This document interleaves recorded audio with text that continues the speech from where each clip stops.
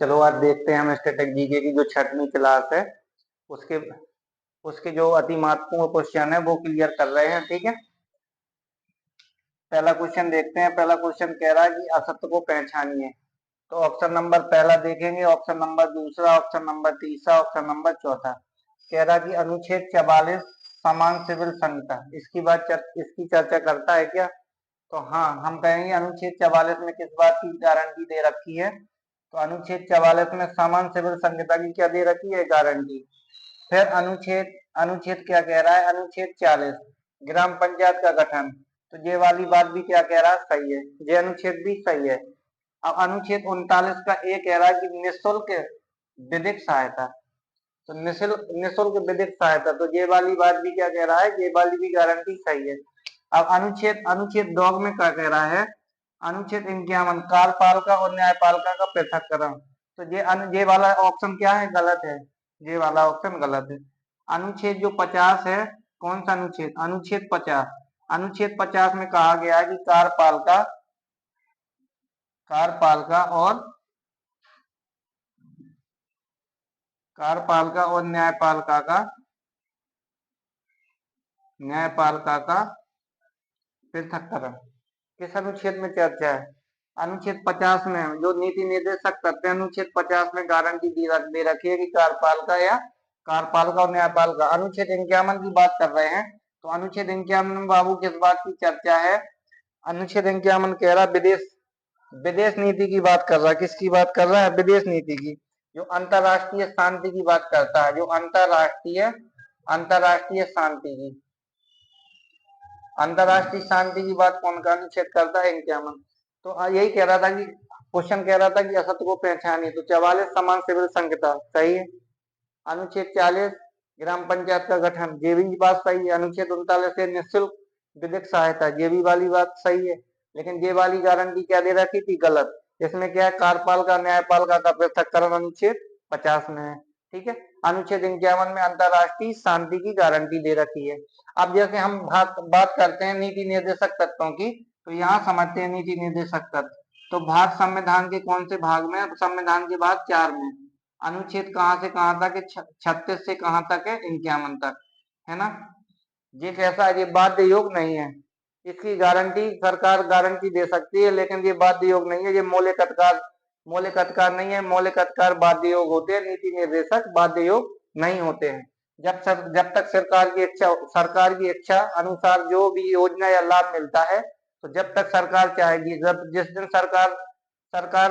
दिन सरकार किसी भी योजना को बंद कर देगी, तो अपन कहाँ नहीं जा सकते हैं? कोर्ट नहीं जा सकते हैं। ठीक है, अब ये किस देश से ग्रहण किया गया? तो आयरलैंड से। कहाँ से ग्रहण किया गया है? आयरलैंड के संविधान से, याद रखना। ठीक है, भाग 4 में किस बात की चर्चा है? तो नीति निर्देशक तत्वों की। किसकी है? नीति निर्देशक तत्वों की, है ना। किस देश से लिए गए? आयरलैंड से लिए गए। अनुच्छेद 36 से 51 तक है। और भाग 4 में किस बात की चर्चा है? नीति निर्देशक तत्वों की। समझ गए ना बात को। अब आगे देखते हैं हम अगला क्वेश्चन क्या कह रहा है, तो समझते हैं।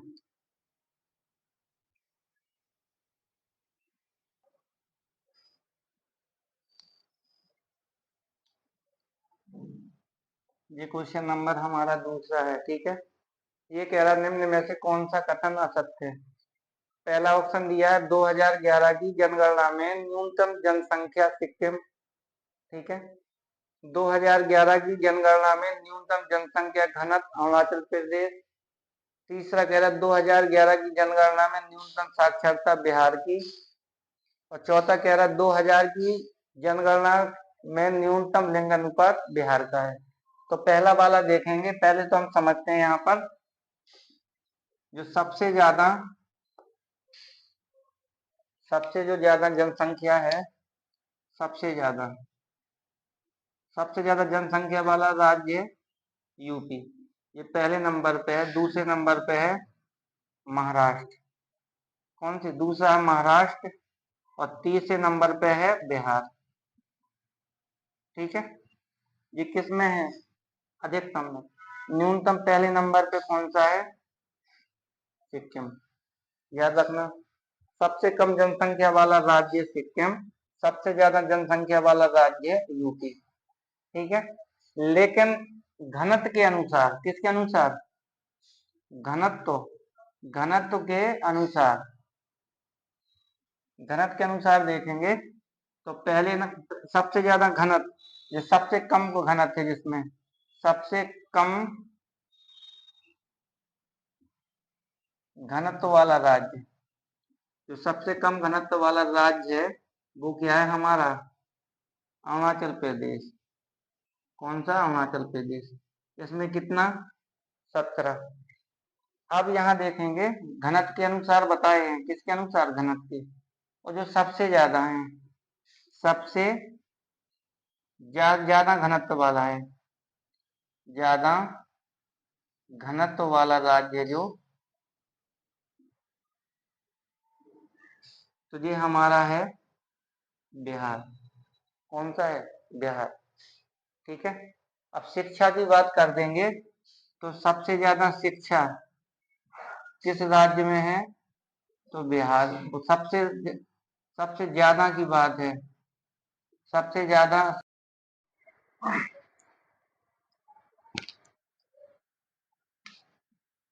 ये शिक्षा में सबसे ज्यादा कौन था? शिक्षा में ज्यादा है तो केरल। और सबसे कम शिक्षा किस राज्य की है? तो बिहार। ठीक है ना। और जनसंख्या महाविभाजन वर्ष क्या कौन सा था? 1911 से 1921। इसको क्या कहते हैं? जनसंख्या महाविभाजन वर्ष कहते हैं। ठीक है ना। अब अगला क्वेश्चन देख रहे हैं हम।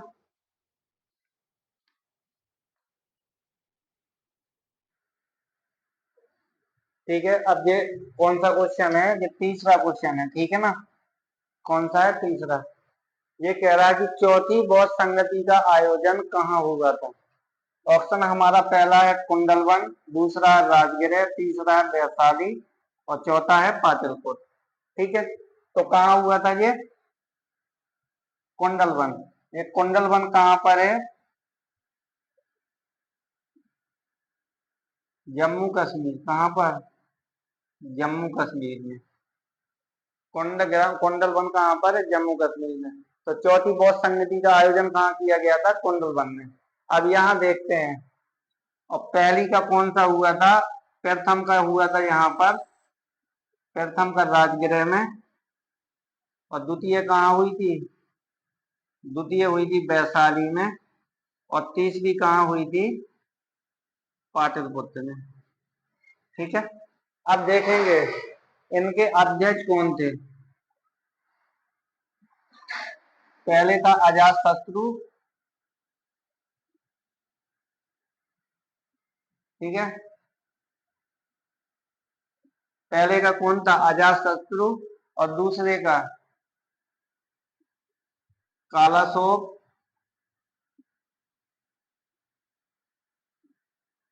और तीसरे का था अशोक। और चौथे का था, इस बारी का कौन था? कनेक्ट।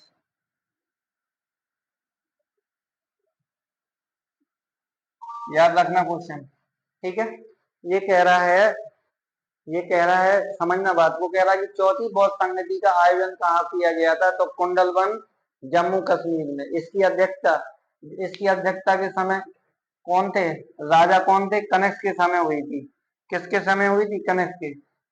पहली बौद्ध संगति हुई थी कहाँ पर? राजगृह में। प्रथम बौद्ध संगति थी इस किसके समय हुई थी? किस राजा के समय? तो अजातशत्रु के समय। और दूसरी वाली हुई थी वैशाली में। द्वितीय कौन से राजा थे? कालाशोक।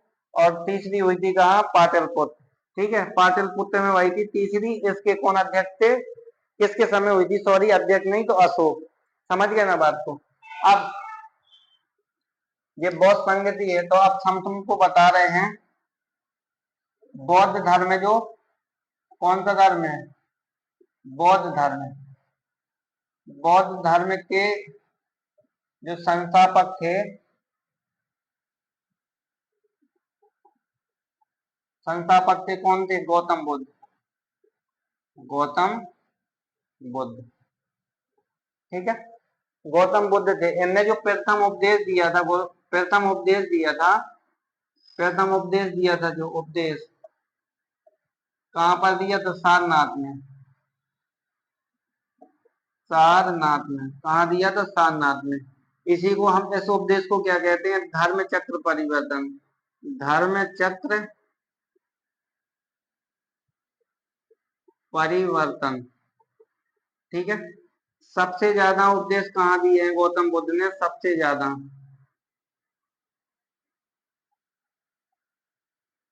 तो देखो, गौतम बौद्ध धर्म के संस्थापक थे गौतम बुद्ध, और प्रथम उपदेश कहाँ दिया था? सारनाथ में। इसको क्या बोलते हैं? धर्म चक्र परिवर्तन। सबसे ज्यादा उपदेश दिए थे, सबसे ज्यादा तो कहाँ पर दिए थे? श्रावस्ती में। श्रावस्ती में, याद रखना क्वेश्चन। सबसे ज्यादा कहाँ दिए थे? श्रावस्ती में।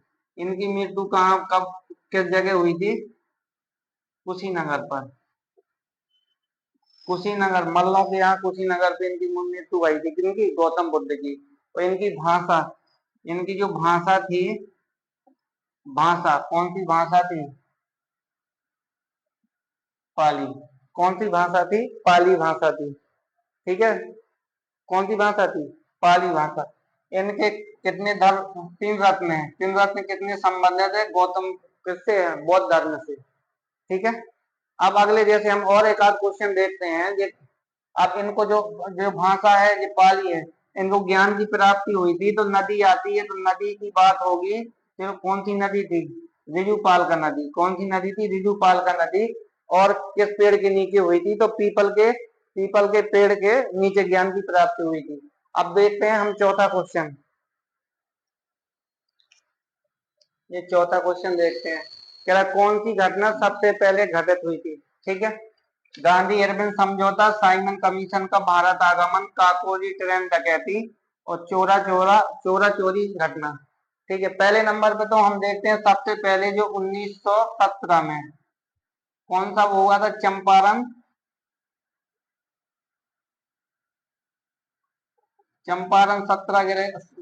सत्याग्रह हुआ था।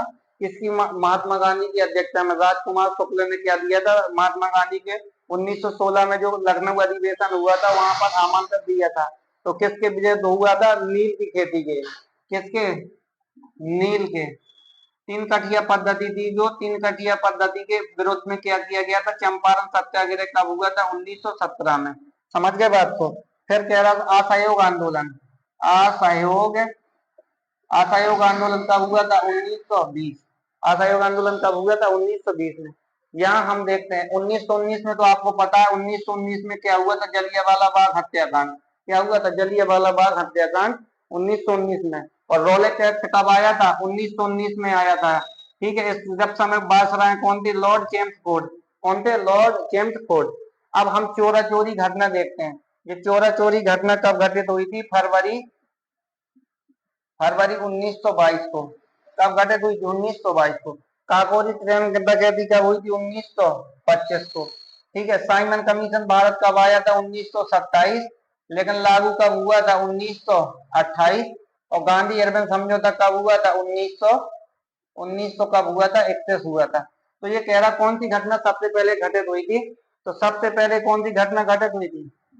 चोरा चोरी घटना कब हुई थी? फरवरी 1922 को हुई थी। फिर इसके बाद काकोरी ट्रेन डकैती कब हुई थी? 1925। साइमन कमीशन भारत कब आया था? 1927 में। लेकिन लागू कब हुआ था? 1928 में। और गांधी अर्बन समझौता कब हुआ था? 1931। गांधी और किसके? अर्बन के बीच में कहां पर हुआ था? नई दिल्ली में। मध्यस्थता किसने निभाई थी? तो सरोजनी नायडू ने। सॉरी, किसने निभाई थी? एनी बेसेंट ने। तो याद रखिएगा, गांधी अर्बन समझौता 1931, साइमन कमीशन 1927 में भारत आया, 1928 में लागू है, इसमें विरोध किया गया। ठीक है, काकोरी ट्रेन डकैती कब हुई थी? 1925 में। चोरा चोरी घटना फरवरी 1922 में। असहयोग आंदोलन 1920। रॉलेट एक्ट भारत कब आया था? 1919। जलियांवाला बाग हत्याकांड कब हुआ था? 1919। और चंपारण विद्रोह कब हुआ था? सत्याग्रह तो 1917 में। अगला क्वेश्चन देखो। देखो, जो लास्ट क्वेश्चन है, क्या निम्न में से कौन सी झील दक्षिण अमेरिका में स्थित है? तो ऑप्शन दे रहे हैं हमें, सुपीरियर झील बी नंबर पे ऑप्शन है हमारा, कह रहा टिटिका का झील, टिटिका का झील, ये कौन सी झील है? टिटिका का झील। ठीक है, और सी नंबर पे ऑप्शन है हमारा विक्टोरिया झील, विक्टोरिया, विक्टोरिया झील। और डी नंबर पे ऑप्शन है हमारा बैकाल झील, ये बैकाल झील। ठीक है ना। अब ऑप्शन क्वेश्चन कह रहा है निम्न में से कौन सी झील दक्षिण अमेरिका में स्थित है? तो ऑप्शन है सुपीरियर झील, टिटिका का झील, विक्टोरिया झील, और कौन सी है ये और बैकाल झील है। तो जब दक्षिण अमेरिका में कौन सी है? टिटिका का झील। कौन सा ये? टिटिका का झील। अब ये समझते हैं, सुपीरियर झील है जो कहां पर है? उत्तरी अमेरिका में, उत्तरी अमेरिका। ठीक है, और अन्य झील देखते हैं उत्तरी अमेरिका के, जैसे मिसिसिपी, मिशिगन झील कहां पर है? उत्तरी अमेरिका में। और दूसरी झील रहे तुम्हारी शिकागो झील, कहां पर है? उत्तरी अमेरिका में। शिकागो झील कहां पर? उत्तरी अमेरिका में। और एरी झील भी कहां पर है? उत्तरी अमेरिका में। कहां पर है? सुपीरियर झील उत्तरी अमेरिका में, मिसिसिपी कहां पर है? मिशिगन झील उत्तरी अमेरिका में, शिकागो झील उत्तरी अमेरिका में, एरी झील कहां पर है? उत्तरी अमेरिका में। अब टिटिका का झील है, ये टिटिका का झील है, ये कहां पर है? दक्षिणी अमेरिका। ये क्वेश्चन पूछा गया था, कह रहा था निम्न में से कौन सी झील दक्षिण अमेरिका में है? तो कौन सी है? टिटिका का झील। अब विक्टोरिया झील है तुम्हारी कहां पर है? अफ्रीका। इसके विक्टोरिया झील के यहाँ से कौन सी रेखा गुजरी है? तो विषुवत रेखा, विषुवत, विषुवत रेखा। याद रखना, क्वेश्चन पूछता है विषुवत रेखा के झील के किनारे से गुजरी है, तो कहां से? विक्टोरिया झील से। और ये बैकाल झील कहां पर है हमारी? रूस। कहां पर है? साइबेरियन क्षेत्र में, रूस में। अब क्वेश्चन देखा, विश्व की है ना, विश्व की सबसे बड़ी झील मीठे पानी की, विश्व की सबसे बड़ी जो झील है मीठे पानी की, कौन सी है? सुपीरियर झील। विश्व की सबसे बड़ी मीठी पानी की झील कौन सी है? सुपीरियर झील। अब तुमसे पूछेगा सबसे गहरी झील, गहरी झील कौन सी है हमारी? विश्व की सबसे गहरी झील है तो बैकाल झील।